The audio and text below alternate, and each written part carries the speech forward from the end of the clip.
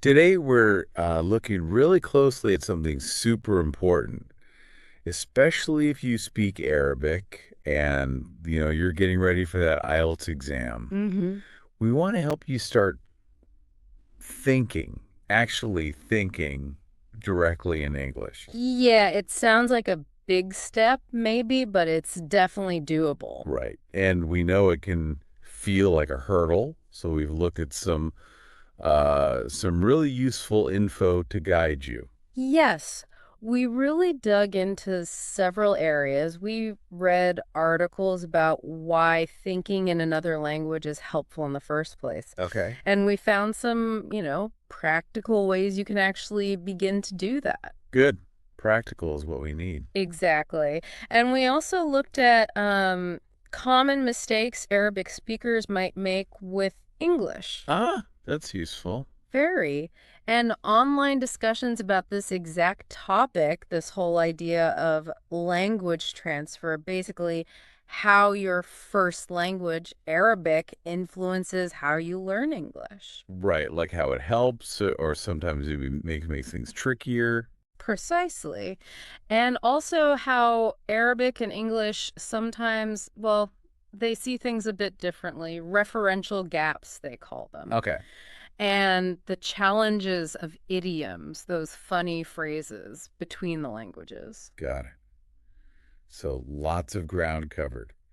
Okay, so our main goal today really is to take all this info hmm and give you clear, really simple ways to move away from that constant translating in your head. Yeah, that mental dictionary. Exactly. And to start actually, you know, feeling and thinking in English. And we really want to channel the kind of clarity Mr. Taoufik Ferjani is known for. Oh, definitely. People know him well, especially Arabic speakers. Yeah, with all his experience teaching English in UAE schools, universities, he's just got a knack for making IELTS concepts easy to grasp for Arabic speakers. So we're aiming for that kind of helpfulness in this deep dive. Absolutely. So let's start with the why. Why bother thinking in English? What are the benefits, especially using, basic English? Good question. Well, first off, better communication. When you think in English, you can say what you mean more clearly. Right, and understand others better too, presumably. Exactly. It's like knowing your way around a city without constantly checking a map. Yeah. The words just come more naturally. Yeah, I get that. Hmm. When the language feels more like home in your head, you just sort of know how to phrase things. Precisely. And our sources also highlighted that thinking in English helps you understand the culture better. Ah, the culture connection. Yeah, language and culture are so intertwined.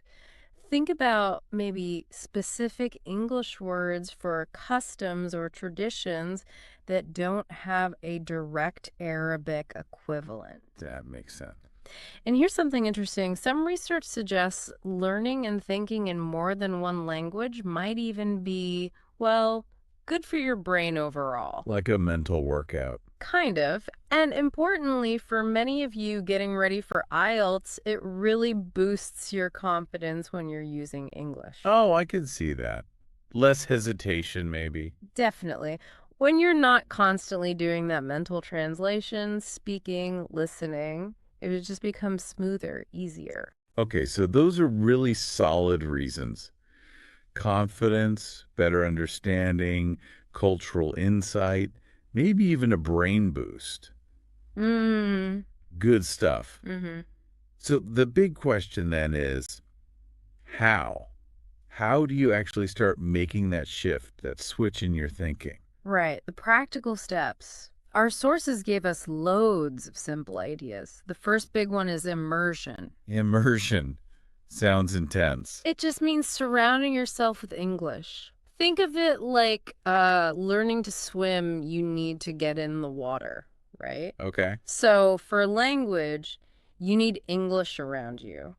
Listen to English music, even if you only catch a few words at first. Just let it wash over you. Yeah, exactly. Try English talk radio, Watch TV shows, movies in English. What about subtitles? Is that cheating? Not at all. Start with Arabic subtitles if that helps you follow along, then maybe switch to English ones. And then maybe. None. Eventually, yeah. The main thing is just hearing the sounds, the rhythm, the way sentences flow in English, Yeah. getting used to it. Okay, so immerse yourself. Got it. What else? Practice every single day. Consistency. Super important. One article compared it to watering a plant. A little bit often is much better than a whole lot once in a while. Makes sense. Like maybe 15 minutes a day is better than 2 hours on a Saturday. Exactly. Try to find a specific time each day, even if it's short, just for English. And we're lucky today, right? We have tools. Oh, absolutely. Phones are packed with language learning apps, websites. Many make it really fun. Like games and stuff. Yeah, games, flashcards for words, little exercises. They can be great for picking up basic words and seeing how sentences work. Okay, apps and tools. What about goals? Should we aim high? Set realistic goals. That's key. Think of it like steps on a journey. Start small. Maybe learn, say, 5 new basic English words a day. Or try to have a really simple, short conversation. Like, hello, how are you kind of level. Sure, start there. Then, as you feel more comfortable, you slowly aim higher, maybe passing that IELTS test or speaking more fluently down the line. Okay, realistic steps. And you mentioned conversations, practicing with people. Yes. If you can find a language partner, someone else learning, or join a language exchange group, that's fantastic. Why is that so helpful? Because you get real practice speaking and listening to actual people. Plus, it's a nice way to meet people, make friends, maybe. Good point. Okay, here's one I liked from the sources. Narrating your day. Ah, yes, the internal monologue. Using simple English. Explain that a bit.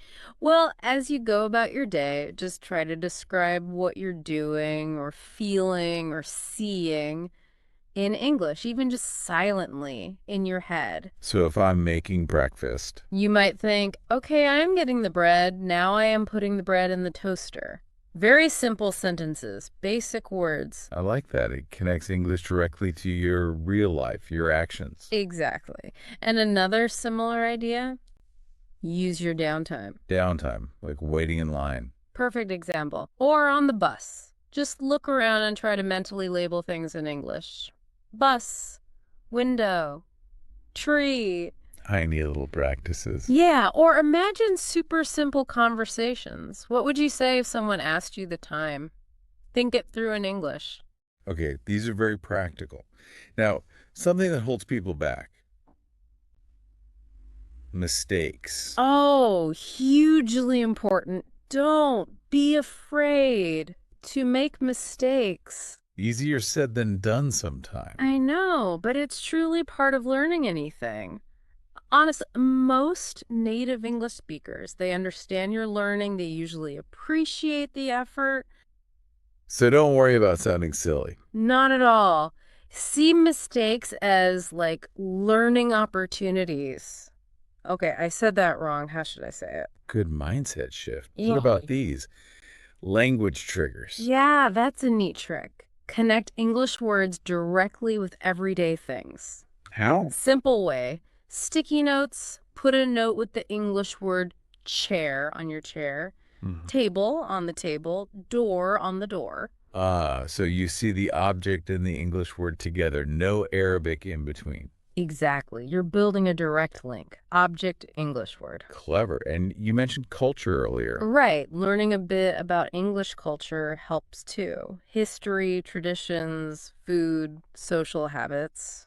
It all gives context. How does that help thinking in English? It helps you understand how the language is used in real situations, the nuances, maybe why certain phrases exist. So maybe watch some movies showing everyday English life. Great idea. Or read simple stories, learn about holidays. And if possible, maybe join clubs or events with native speakers. Definitely. If you have the chance, real world practice is invaluable. Experiencing the language and culture together. Okay. And staying motivated. That can be tough. It can. Finding inspiration helps. Look online, find stories of other people, maybe other Arabic speakers who've successfully learned English. Like language learning bloggers or YouTubers. Exactly. See how they did it. And always, always remember why you started. What's your goal? IELTS, a job, travel. Keep your eye on the prize. Pretty much, it helps you stay focused when things feel difficult. Okay, wow. That's a lot of great simple strategies. Now let's switch gears a bit. Let's talk about the specific challenges that, our sources highlighted for Arabic speakers learning English. Pronunciation seems like a big one. Yes, definitely. There are some key sound differences, like the P sound doesn't really exist in Arabic. Right. So often it gets replaced with a B sound, an English word like please. Might sound like bliss. Exactly. Or park becomes bark. Also, that B sound at the end of a word can be tricky, like tape might come out sounding like tib. Interesting. What else? Vowels. Yeah, short vowels. In Arabic, they're often less distinct, less emphasized than in English. So words like ship and sheep might be hard to tell apart. Oh. Red and rid. Precisely. That I versus E sound, like in red, sounding like rid, is common. And the I sound, like in make, can sometimes flatten to an E sound, like mech. Okay. And then there's the Arabic shada, where you double a consonant sound. Right, like a little pause or extra stress. Yeah, that can sometimes carry over. So an English word like allow might get pronounced like allow with almost a break. I see. And consonant clusters, like lots of consonants together. Those are tough. English loves clusters, like at the beginning of street, STR, or the end of stopped, PT. What happens there? Sometimes, to make it easier, learners might add a little vowel sound. So, stopped could sound like is tabid or something similar. Breaking it up. Okay, so pronunciation has quite a few common spots to watch out for. What about grammar? Sentence structure. Another key area, a big one, is the verb to be. Am is are. How so? In Arabic present tense sentences, you often don't need an equivalent verb like is.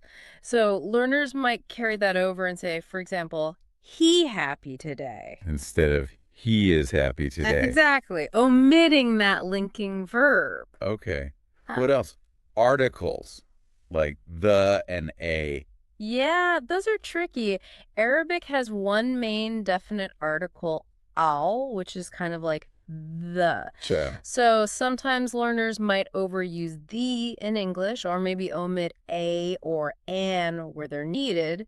Getting the hang of English articles takes practice. And tenses. Past, present, perfect. Big difference there too.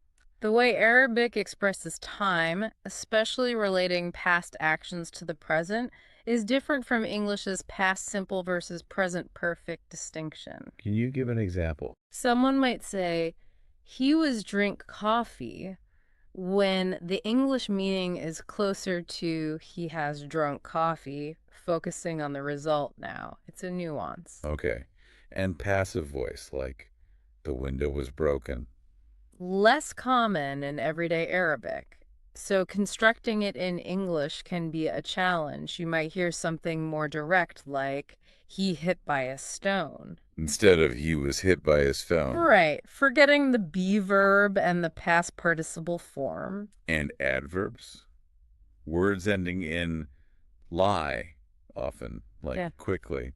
Also used less frequently in Arabic or structured differently, so sometimes an adjective might be used instead. Like saying, he drives dangerous. Instead of he drives dangerously, using the adjective instead of the adverb to describe the verb. Okay, so grammar has its own set of common transfer issues. Now, you mentioned referential gaps earlier. What exactly is that?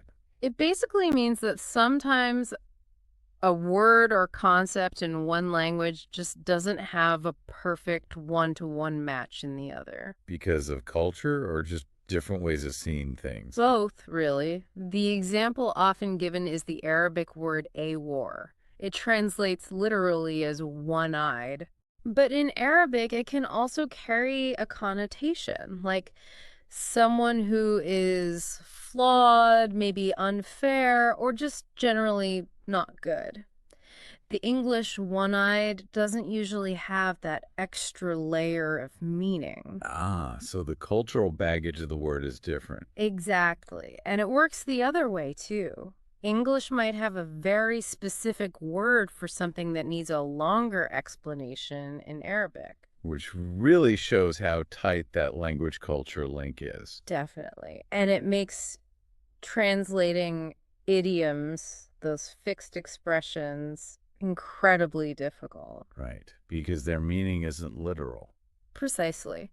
This brings us neatly to that idea of language transfer again. Okay, remind us what that is. It's just the natural process where your first language, Arabic, in this case, influences how you learn and use a second language like English. And it can be good or bad. Both. Sometimes it's helpful, positive transfer. Maybe you recognize similar word roots or sentence structures are alike in some ways. Okay. But often, especially with languages as different as Arabic and English, it causes errors, negative transfer. Which are all those pronunciation and grammar points we just discussed. Exactly. Those are common examples of negative transfer where the rules of Arabic are mistakenly applied to English. So just being aware that this happens can help. Hugely. If you know these are common areas where Arabic might interfere, you know what to pay extra attention to in your learning. Focus your practice, maybe. Precisely. And finally, let's touch on idioms again specifically. Those phrases like kick the bucket or spill the beans. Exactly. Groups of words where the overall meaning is totally different from the individual words. They come from culture, right? Deeply rooted in culture and history. Yeah. So Arabic idioms come from Arabic culture, English idioms from English-speaking cultures. Direct translation, usually. Well, it doesn't work. It sounds weird or makes no sense. Usually. Take an English idiom like, it's raining cats and dogs. Oh, yeah? Translate that word for word into Arabic. People would think you're crazy. Pretty much. There might be an Arabic idiom for heavy rain, but it won't involve cats and dogs. The cultural reference point is different. So you have to learn idioms as whole chunks with their specific meaning in that language. You really do. You can't just swap the words. Okay, so pulling this all together, learning to think in English isn't just about vocabulary lists and grammar rules. Not at all. It's about immersing yourself, practicing consistently with simple stuff first, understanding these pronunciation and grammar differences. Being aware of how your Arabic influences your English, understanding cultural nuances, and not translating idioms literally. You got it. It's about building new pathways in your brain, thinking directly in English, bypassing that Arabic translation step as much as possible. Right. So just to recap the main message here, thinking in English, it's a really crucial step towards fluency, especially if you're prepping for IELTS. Absolutely essential for getting those higher scores, particularly in speaking and writing. And remember the practical tips. Practice regularly, even simple sentences, simple words. And please, please don't get discouraged by mistakes. They're not failures. They're actually how you learn. Couldn't agree more. Every mistake is feedback. And we hope this deep dive has offered the kind of clear, helpful insights that Mr. Taoufik Ferjani is so well known for providing, drawing on his fantastic experience teaching Arabic speakers in the UAE. We certainly hope so. Yeah. Keep practicing, everyone. Stay curious about the language and just be patient with yourself. It takes time, right? It really does. But every little bit of effort counts. Every single day. Well said. Thank you so much for tuning in to what we believe is the best YouTube channel for Arab candidates preparing for the IELTS. Thanks for listening. And before we go, here's one last little thing to maybe ponder. Try to do just one small thing today, maybe right after this, to immerse yourself in English, just for a few minutes. Could be anything. Listening to one song, labeling 5 things in your kitchen in your head. Yeah, using those simple English words, just notice. How does that feel? What comes up for you? Something to think about. Definitely. Okay, until next time.